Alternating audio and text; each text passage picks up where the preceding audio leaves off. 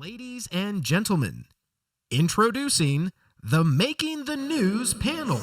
Like when it falls my eyes, don't even care if anyone sees me dancing like I can't fly, and you don't even feel the touch of the ground. Good morning, everyone. So exciting to be here. It's a great morning here in Salt Lake City. This hotel is phenomenal. I love being the first person to do everything in the hotel room, so very, very cool. Today we're going to learn a lot about how you can work with the media, right? As advisors, you always want to know, how do I get my name out there? How do I make my story known? How do I be the person that the reporters call? So I'm so excited that, because sometimes I'm the one that's getting interviewed by a reporter, that I get to interview these reporters as well as an advisor at the end who's going to talk about his experience in working with the media. So let me just quickly introduce my panelists, and then I'm going to ask them to tell us a little bit about themselves. So all the way at the other end, we actually have our advisor, Vance Barse, the wealth strategist and founder of Your Dedicated Fiduciary. Next to him, we've got Ryan Neal, who's the technology editor at Investment News. We've got Ian Wennick, who is the senior reporter at CityWire, also known as the Scoopinator, and Diana Britton, managing editor of wealthmanagement.com. So you all do different things in the media. And I think when we talk about a reporter, I don't think everyone really gets all the different things that go on behind the scenes. So, Ryan, I'm going to start with you. Talk a little bit about just, a minute or two on what it is that you're looking for. What kind of reporter are you? What stories do you cover? And why should advisors care? And why do they want to be in it? Absolutely, great. Good morning, everyone. Ryan Neal, technology editor at Investment News. I cover all things fintech. I've been doing it for about 8 years. Investment News, I hope you guys are aware of us. Industry publication's been around for a while, a couple decades now. We do a mix of breaking news and analysis. We're focusing much more on analysis these days, so I let folks like Ian get the scoops and the breaking news and who's buying who, and then I like to come along a little later in the day or the next day and talk about what it means for you. What does it mean for advisors? So my number one thing is every day with my editors, I come up with the story ideas, and they always ask me, why do advisors care? Why does anyone want to read this? And so that's really like my number one question that drives everything I do is, why should advisors read this story? So that's my North Star, I guess. Love that. Ian. Hi, so I'm Ian. I'm the senior reporter at CityWire RIA.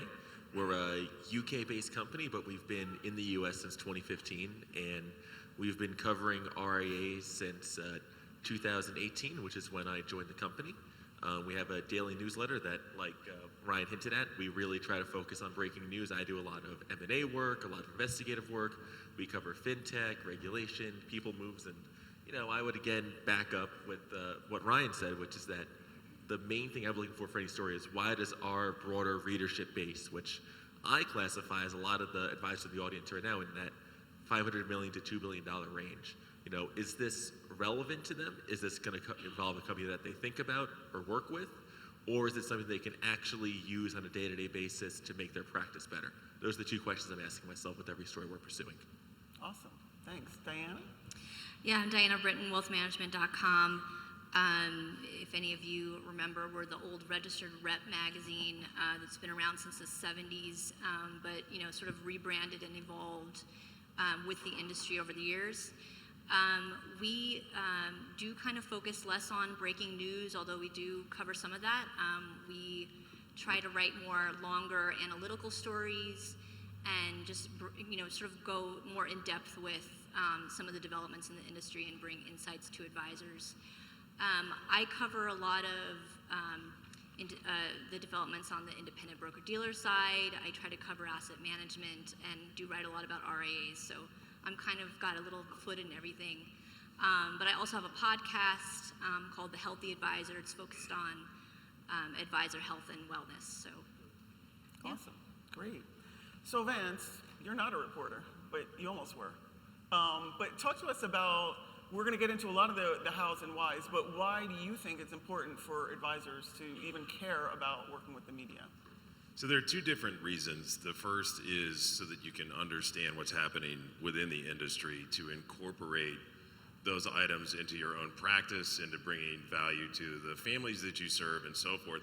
And the second is because if there's something unique that you do, or if you have a particular expertise in an area within investing or financial planning, it's very important that if you want to convey that message to the public, to boost the public's knowledge, and even the knowledge of other financial advisors, that you leverage the relationship with various members of the Fourth Estate in a way that everyone wins. Because newsflash, this just in, we don't even teach financial literacy in this country.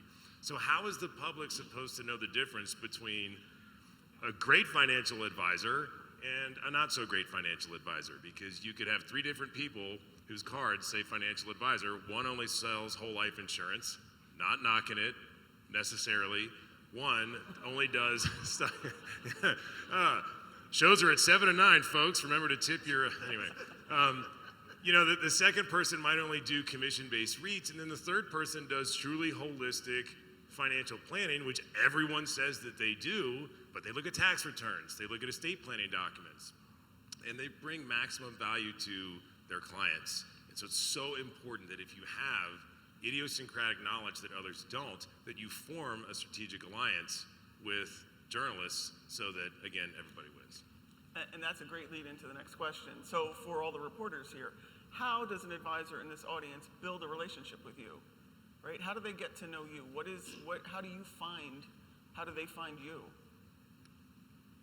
Who wants to start? I'll start. Okay. I mean, so for me, it's a combination of,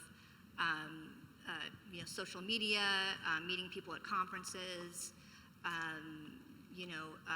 just word of mouth, getting to know people.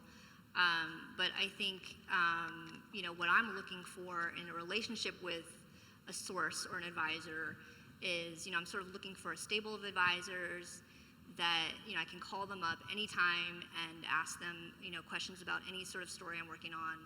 And they'll be straight and honest with me about what's going on. If they don't want their name used, maybe they'll talk to me on background, meaning I wouldn't use their name. But it would be great to have, your cell phone number in my phone, and I can just call you and not have to go necessarily through a PR person, because that just sort of adds time to the whole process. Vance's number is in my phone, for example, and I, call him, just call him directly, because we're busy people, we're constantly on deadline, and just to be able to have quick access to you folks. Yeah, I would back up what Diana said. I have probably Rolodex of a couple dozen people in my phone that I'm probably constantly texting on a daily or weekly basis. And so the two types of advisors that I'm trying to talk to or get to know, they fit into one of two categories, or both at once. Either scale, so you have enough influence based on your sheer amount of asset under management, or you have a really interesting niche. So if you're someone who's trying to build a relationship with me, whether it's being introduced by someone who I already have a relationship with, or a pitch to their PR person, a cold email on social media, if you're working with an already large institution, that's going to make me more inclined to want to talk to you. But if you're doing something that's really differentiated and unique, that's going to help you stand out as well. So those are the two kind of characteristics I'm looking for. Yeah, mine's a bit different because as a technology reporter, I'm writing about companies like Riskalyze or any of the technologies you guys use. I'm not an advisor. I don't use those technologies at all. So I'm really looking all the time for boots on the ground financial advisors that can tell me what's working well, what's not working well, what are your concerns with this technology. The way I like to tell advisors is, name whatever your custodian or your broker-dealer or any technology company you work with. If you're having an issue that's not getting solved, you might not be able to get on with the CEO and talk to them directly. I can a lot of the times. And if I'm hearing problems consistently from advisors, that's a story for me. I can raise that issue and maybe we can get changed. So I like to hear from any of you guys about what you're doing day to day, what's going well, what's not working well. And I think the main way I find relationships is events like this, talking to people, going to watch baseball games after the conference at the bar is great. Social media works great. I know a lot of folks that I Twitter DM for quotes or to hop on the phone all the time, as well as some of the the media, I don't know what you call them, like the press room websites out there. FPA has a good one that's really helpful. XYPN has one that's really helpful where I can kind of put out a blast and say, hey, I'm writing about X, Y, and Z. Who could talk to me? But the number one thing is, as Diana said, getting back to me quick and honestly. If I have to be like, hey, I could talk to you, but I have to go through compliance first. Sorry, I got to get the story done in an hour. I don't have time for that. So if you could just hop on the phone with me and chat, that's A number one right there. That's great stuff. So you're all right with folks starting to DM you on Twitter and reach out to you on LinkedIn and all of that. That's awesome. So Yeah, actually, I'd real quick to that. One thing that's super helpful is if there's a big story happening, like say, Schwab buys TD or whatever, something that's in the news, yeah, right, that we're all reading about, we're all talking about. If you reach out to me and say, hey, if you're writing about this, I've got stuff to say. Oh my God, you're making my life so easy with that right there. So Awesome. So Vance, I want you to tell the story of how you do a lot of work with the media. Do you care to share a story of maybe how you formed a relationship with one of the media that you talk to often? Sure thing. It was all by accident. So journalists, and I can't emphasize this enough, are very hardworking, very busy people. Breaking news doesn't wait, right? By show of hands, who here has a compliance department? Okay, all right. Again, I'm here all week, folks. Anyway, so get to know your compliance nuances so that you can figure out how to navigate the various and sundry requirements that your compliance department has, because it's really important. The fourth estate really can't wait for much of the news items that are in fact breaking, and making their lives easier is going to win you a bunch of points and also quotes. So I ended up hiring a PR firm, not because I wanted to, but because in my prior career, I spent 10 years traveling the country full time, consulting and teaching leading financial advisors and wealth management teams on how to invest for high net worth clients. And during that career, I learned way more than I ever bargained for. And I would meet with these advisory teams and I would go, who are your clients? What's the profile? What do you do? How do you serve them? How do you manage money? Do you also do risk management planning? Do you offer estate planning? And I learned absolutely everything I could about financial advisors. And it occurred to me that our industry suffers from this sea of sameness. Everyone says that they do comprehensive, holistic financial planning, but I had a very unusual insider's view because of the thousands of hours I've spent inside of financial advisory firms. So I transitioned from that career to this career, and I called the chief marketing officer with whom I worked, and she's just fantastic. And I go, what do I do? What do I take? How do I take what's up here to bring it to the public? She goes, oh, you have to hire a PR firm. Like, no reporter's gonna talk to you. Have you met you? Come on. So I hired this PR firm, and it was the day after, literally the morning after, my family moved from coastal San Diego inland, because once you hit a certain age, everyone just goes inland, right? And the school systems are better there, and so on and so forth. I'm on 4.5 hours of sleep. The PR agent calls me. He goes, all right, I got Jeff Benjamin of Investment News, okay? He's ready to talk to you. And I'm like, when? Now. I'm going, I can't talk now. My house is packed full of boxes. I'm exhausted. He goes, when Jeff Benjamin is available to talk, you talk. So we get on the phone, and I'm on my 5th cup of coffee, and he wanted to talk about alternative investments. And I was so nervous because I didn't want to say the wrong thing, and I didn't want to talk about anything product specific, because those of you with compliance departments understand that it's like, good luck, better luck next time. So it was a very awkward conversation. Got some sleep that night. I picked up the phone the next day and I called him and I said, Jeff, this is Vance. Who? Vance, we talked yesterday. Oh, yeah. I said, I was on 4.5 hours of sleep. We just moved, and it was a very awkward phone call for me. I'm really sorry. I hear through the grapevine that you're coming to Impact, and I would like to get together. And he's like, okay, fine, we'll do a 5-minute coffee meeting. So I did a little due diligence on Mr. Benjamin and learned that he is a Marine, and my grandfather is a Marine, and he created this figurine of himself. And I brought that to the meeting to meet with Jeff, and the first thing I did was I set that on the table, and I said, you know what, there's some of us that really appreciate your service for this country. Thank you very much. And that 5-minute meeting evolved into a 90-minute session where I poured my heart out about what I think needs to change in the wealth management industry, largely to bring maximum value to the public. In medicine, there's the Hippocratic Oath, which is first do no harm. That does not exist in our industry, and that bothered me because of various reasons that we can talk about if it's of interest.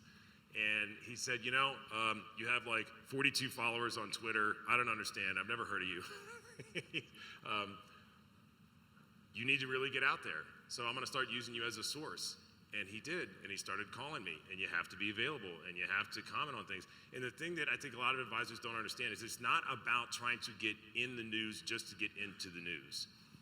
If you have the expertise, and you are a subject matter expert, and you can contribute to the article in a way that it brings value, then you can serve as a sounding board, which is great. And that series of quotes from Jeff and other introductions, because other reporters would call and they say, hey, I read you in these articles. Do you know about a certain subject? Yeah, I do. In fact, I used to lecture on it. So, and it just kind of picks up and picks up and picks up, and the next thing you know, your phone just rings and reporters call and they go, hey, I want to talk to you about a major event that happens. And that's how it evolved. That's great. So how many of you in the audience work with PR firms? Wow, not a lot. So what do you prefer? I know you, from a speed and efficiency, right, you want to just talk to the person. Is it ever better to actually go through a PR firm from a messaging perspective, right? Vance talked about being nervous, right, the first time you talk to a reporter. Do you feel you get a cleaner message if you go through the PR firm, or do you really just want to hear it from the source and you'll figure it out in your story later? I mean, what I would say is that in terms of if you're someone who has an interesting niche or you want to get on a reporter's radar, there are some PR firms that a lot of us in the media see on a regular basis because they work with a lot of RA clients, whether it's Gregory FCA or Street Cred or Jay Connolly, ProSec. There's a lot of well-regarded institutional firms. Right. And so 80% of PR emails from firms that I've never heard of or that have just horrible grammar errors, I'm going to automatically delete. Okay. But if it's coming from someone that I know and have a good rapport with, I'm going to at least take a look at it. So, I mean, my goal is if someone gets on my radar through a PR firm, that I can at least walk them through how talking to a reporter is not like talking to the boogeyman. That's great. But then my goal is long run to build that sort of direct line of communication with an advisor or a consultant, whoever's using that PR firm. So you can use both. Right. Like if there's something that's breaking that I need to get in touch with right away, then I'm going to try to reach out to that person directly. But if it's something like a magazine piece, something that's more analytical, I don't have a crazy hard deadline time, then I'm more than happy to kind of go through that front door and work with the PR firm and do it more on those terms. Yeah, I would just say that if you're, just starting out and haven't worked with the media before, a PR firm is a good way to get started. And some, it's no surprise that, I think that the best PR professionals are former journalists because they know how we operate, they know what makes a good story, and I would just say, think about, look at how they conduct their business, look at their past campaigns, and really think about, does this person know journalists that will return my phone calls? Because there's just so many small PR firms out there, and we constantly get calls. And so if they know journalists, if they have relationships with journalists, that's really what you want to look for. Yeah, I mean, I see some of my favorite PR folks in the crowd, and they have the job of emailing me every single integration that one of their clients has with Riskalyze or otherwise, which don't make necessarily for great stories. But that's part of the job. But I know them, I know their emails, I see them at least, and I'd say even just on a practical level, if I get an email from a random financial advisor I've never heard of, which I do get, sometimes they're incoherent ramblings about stuff that are like, okay. Sometimes it just goes straight to my spam folder, to be totally honest, and I won't see it. So there's at least that practical level of if you do work with an agency, you can be assured that your message is going to get seen. And then same I was talking about earlier and kind of what you guys said, When there is a big story, they know it for sure. So there are some firms out there that will actively call me or email me and say, hey, Ryan, if you're writing about this, I've got X, Y, and Z clients that are happy to talk about it right now. And that's just, it's easy for everybody because they know you're ready, you can have your message prepared, I know what I'm looking for, etc. So there's that practical element that makes it really useful. But then there's the other side to it. When it's speed involved and I just really need to talk to somebody right away, the direct call is always good. That makes sense. So just for the audience, we're going to reserve some time at the end for questions. So if you've got some, think of those in about 5 minutes or so. We'll open up the audience. I think there'll be mics out there. So what about damage control? So what happens when there's a story that comes out that maybe presents an advisor or a firm in a not so favorable light, whether it's warranted or not? How should an advisor deal with that? Yeah, I'll start, I guess.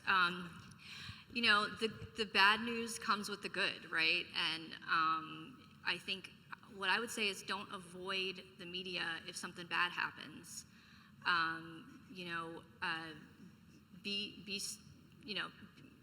And don't be mad at us, for reporting the truth.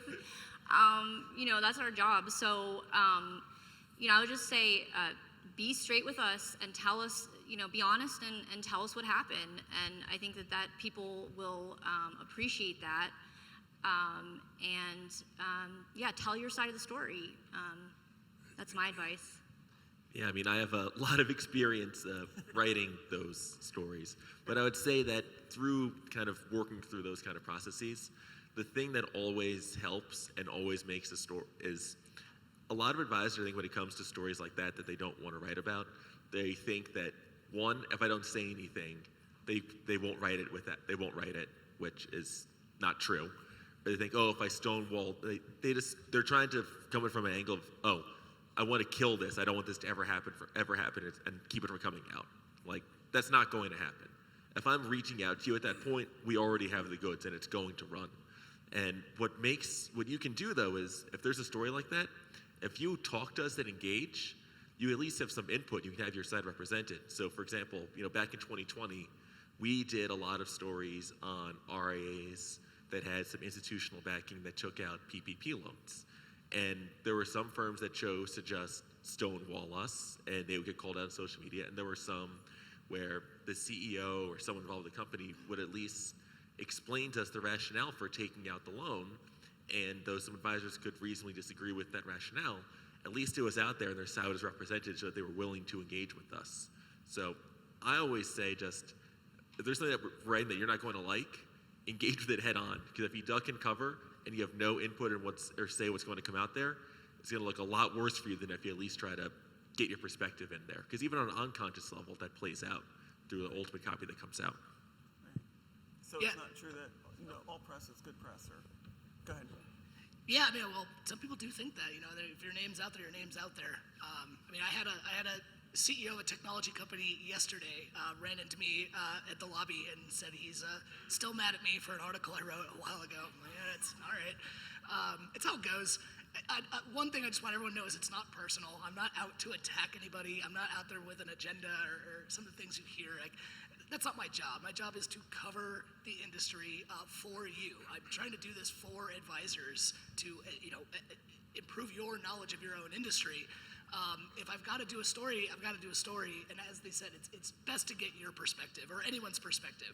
If I get it, I'm not going to not use it. I have to use it. It's my job. And it's going to make my story better to have all perspectives on the issue. I hate having the so-and-so declined to comment or so-and-so cannot be reached for comment. That's boring. I want to hear what you say. So that's all I would add.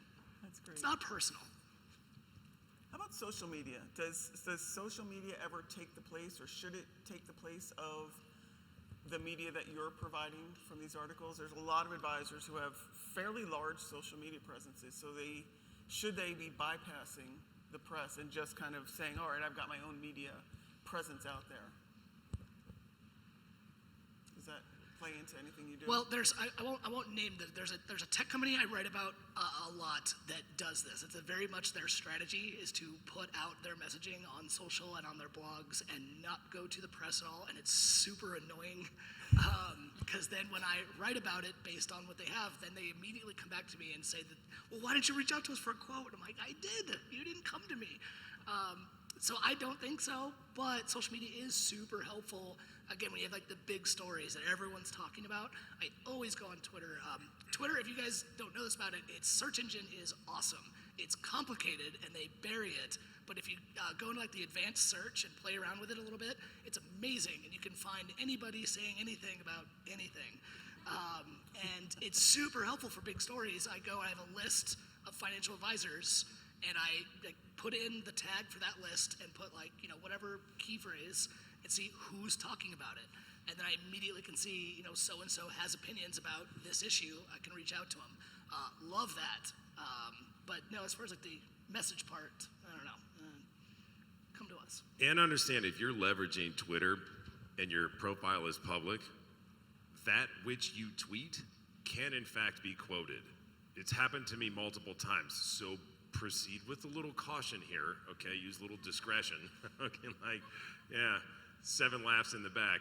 But I'm serious because it's all public, it's out in the public domain, and the Fourth Estate reports news without angle. So it's just something to keep in mind. And I get this question a lot. Vance, you're in the media a lot. How do I get into the media? I go, well, what's your goal? If your goal is to think that if you're featured in articles in print or if you're on television or radio, that someone hears or sees or reads you and they go, where have you been all my life? I'm firing that advisor I've had for 27 and a half years. I read that quote that you had. People don't line up at the door. I will tell you that television-based media will warrant calls. I've done several TV engagements. You get back to the office and you have 17 voicemails and people are like, all right, I need to know the difference between a stock and a bond. I got $3,700. What can you do for me?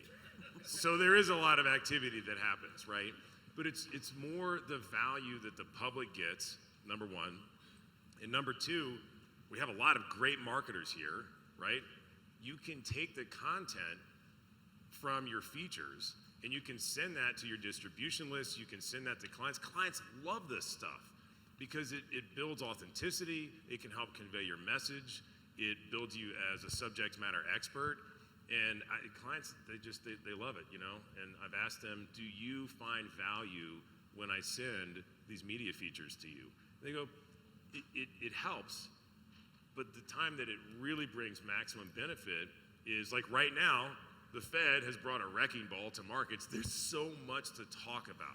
You can literally create 7 to 15 different items that you're doing in your day-to-day practice, from tax loss harvesting to charitable giving. October is Estate Planning and Gift Awareness Month. We're right in the middle of that. There's so much to talk about right now that you can go to members that report the news to say, hey, here's a story idea that I'm working on. Markets go down. I know that's hard to believe during the quantitative easing era, but they do in fact happen. What are the key strategies that we as advisors need to implement? Clients love reading that stuff. Can I just add to that? Yeah. I think just when you approach us, don't think of us as free advertising or free marketing for your firm or whatever. But we're trying to bring insights and truth to advisors and insights to help you run your business better on a day-to-day basis. That's our goal, or my goal at least. And so, and what kind of benefit do you get out of it? I mean, you get to help improve the industry. We're all trying to, make the industry better, right? So, I think that's where, the benefit is. I think that's great. Go ahead. Did you want? Yeah, I think that's great. And I love what you all said in the beginning, right? When you talked about the stories you're writing are stories that you think that we all want to read, right? There's so much that's happening in this industry. It changes on a dime, so I think that's important. Do we have any questions in the audience? I don't want to miss anybody. I see there's one in the second row right here. First of all, thanks for being here. Great job. The implication to me of you being here is that this is good for business for advisors. And so in the context of advisors already having full plates, barely enough time to even have probably, trackable vision plans in their businesses.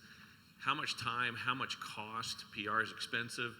Should an advisor who makes this a priority think about committing to this being a successful outcome for their enterprises? Can I take that just for a second? I think from a marketing perspective, you have to think about, are you trying to grow the firm? Are you trying to get, more publicity out there? That's one thing that you've got to think of from that perspective, but I'm gonna let these folks. I feel like there's a Tony Robbins, begin with the end in mind kind of quote that comes to mind here. It's really important to have a marketing strategy for your firm, whether that's in-person events, radio, TV, print media, social media, distribution lists, to which you send different media features that you're in, but understand what message you're ultimately wanting to convey. I have about 15% of my time that I spend doing this stuff because it just happens. And at first you kind of chase it, and then after a while it kind of chases you because you brand yourself as someone that journalists can go to that can serve as a resourceful source and an educational contributor to various articles. But also understand that if a reporter calls you and you talk on the phone for an hour and you're not quoted, it's not a personal thing because so much of our knowledge needs to be shared. And there have been instances where I've spent a lot of time on the phone and it took me a while to really absorb this, but part of our job is to educate clients. Why not take that to journalists and understand that you might not get quoted, initially. They don't owe you that quote, right? But you cultivate a solid relationship with them, hire a great PR firm. Those introductions, it saves years of trying to build an organic, connection with various members in the Fourth Estate.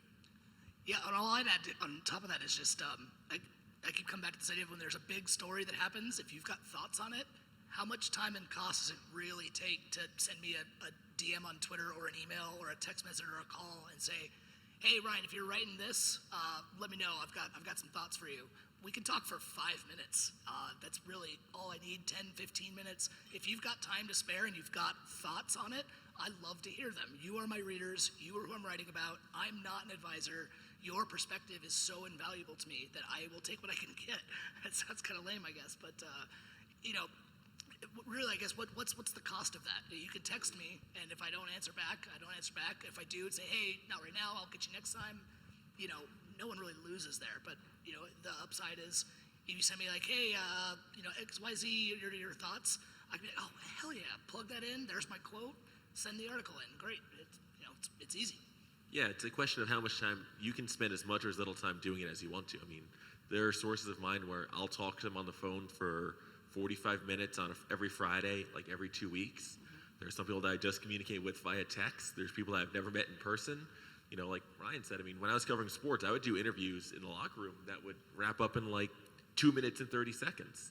So, a lot of this stuff, if you really want your perspective out there, you can make the time. If you want to put an hour a day into it, you can. If you want to put 2 minutes a day into it, just texting on someone, catching up, you can. It's as much or as little as you want to. That's great. Do we have any? I think there's Another thing I wanted to clarify is we have a question in the back. I mentioned 15% of my time. I don't mean 15% of my 10 to 12 hours a day because I'm very much in growth mode. My firm serves 58 families around the country. When it comes to marketing and custom content and video and working with reporters and all the stuff that we do, that's typically what it averages out to be. And it's completely worth it. Was that your question? Other questions? There's one. Wait, we've only got a minute left, so. Go fast. Okay. My background before Wall Street was Hollywood press, which always is in search of scandal. And dozens of film, TV, music figures have been affected by the Me Too movement, had their, history kind of shamed. You don't get that outside of maybe Jeffrey Epstein in Wall Street. And it's interesting. I've seen some reports on how it really hasn't affected Wall Street the same way. Do you think the financial press has a different kind of relationship with its sources that are more cordial, or? Is it just not in search of scandal? I'm sure I heard the question. I'm not really sure I understood I couldn't hear all of the questions, so I don't know if. I couldn't hear the question either. Yeah, because you repeated, I couldn't hear the question. Maybe with the microphone just a little closer, Yeah, sorry. The sound is hard up here. No, I was saying I come from the Hollywood press where they're always in search of scandal. And, the number of people in Hollywood have been affected by the Me Too movement, time's up. But you don't get that in Wall Street.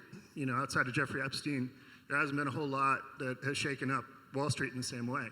And I was wondering if financial press has a different way of covering that they're to maintain a more cordial relationship with their sources. I think Wall Street absolutely does have that problem. I don't think it's immune, and we'll cover it. Yeah, we had the Ken Fisher story last year. That was big for all of us. We're very busy on that. I would say that I don't know the answer to necessarily why maybe there's less of it. Maybe there's just more reporters covering that area than there are financial advisors. But I could tell you right now that if I knew of a scandal with a big name in the industry, I will 100% do everything I can to cover it, and I'd love to. But and I have done stories on that. But it comes down to sourcing. I'm not going to run a rumor. I'm not going to run.